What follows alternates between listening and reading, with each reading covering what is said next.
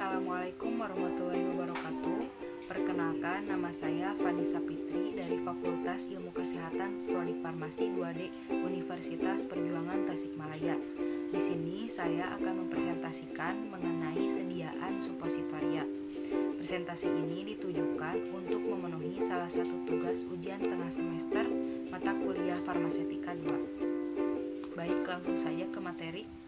Di sini ada definisi supositoria. Apa sih supositoria itu? Supositoria adalah sediaan padat yang umumnya dimaksudkan untuk dimasukkan ke dalam rektum, vagina, dan jarang digunakan untuk uretra.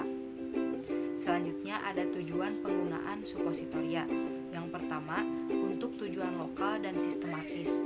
Yang kedua, untuk memperoleh kerja awal yang lebih cepat karena obat diserap oleh mukosa rektal dan langsung masuk ke dalam sirkulasi pembuluh darah.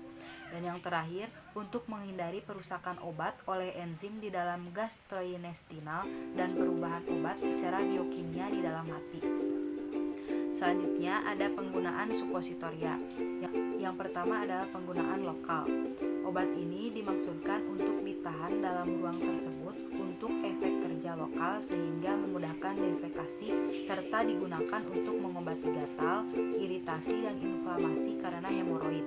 Dan yang kedua, untuk penggunaan sistematik. Membran mukosa rektum dan vagina memungkinkan absorpsi dari kebanyakan obat yang dapat larut, tapi vagina jarang digunakan untuk tujuan sistematik. Selanjutnya ada metode pembuatan supositoria.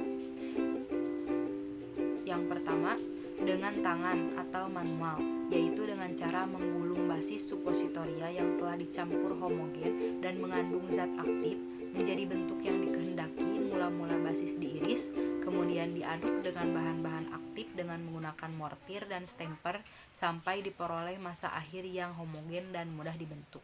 Yang kedua ada percetakan dengan kompresi.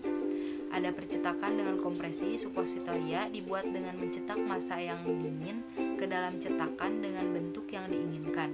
Alat kompresi ini terdapat dalam berbagai kapasitas, yaitu dengan metode kompresi dihasilkan supositoria yang lebih baik dibandingkan cara pertama. Karena metode ini dapat mencegah sedimentasi padatan yang larut dalam bahan pembawa supositoria. Yang ketiga ada cetak tuang.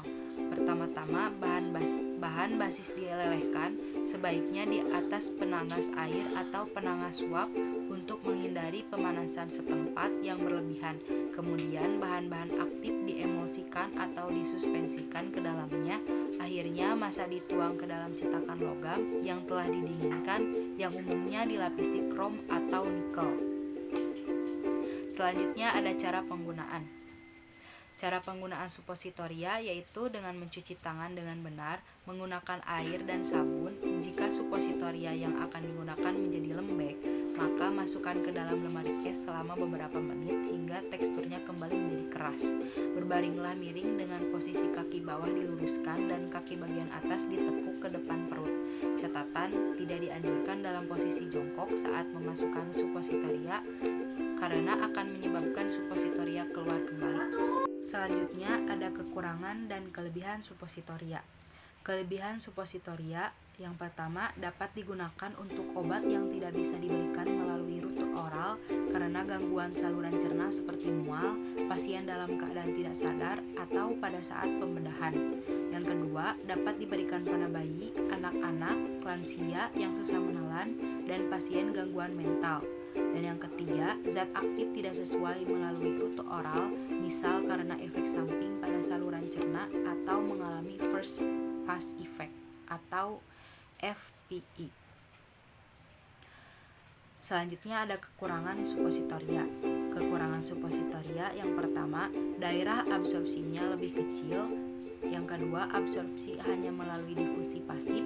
Yang ketiga, pemakaian kurang praktis. Dan yang terakhir, tidak dapat digunakan untuk zat-zat yang rusak oleh pH di rektum. Selanjutnya ada penyimpanan. Penyimpanan untuk bahan sediaan supositoria. Sediaan obat yang digunakan dengan memasukkan ke dalam vagina atau ovula atau anus supositoria disimpan dalam lemari es karena dalam suhu kamar akan mencair. Jangan menyimpan di tempat suhu tinggi untuk sediaan bentuk aerosol atau spray karena dapat menyebabkan ledakan. Sekian presentasi yang dapat saya sampaikan mengenai sediaan supositoria. Mohon maaf apabila banyak kekurangan dan juga kesalahan. Wabillahi taufiq wal hidayah.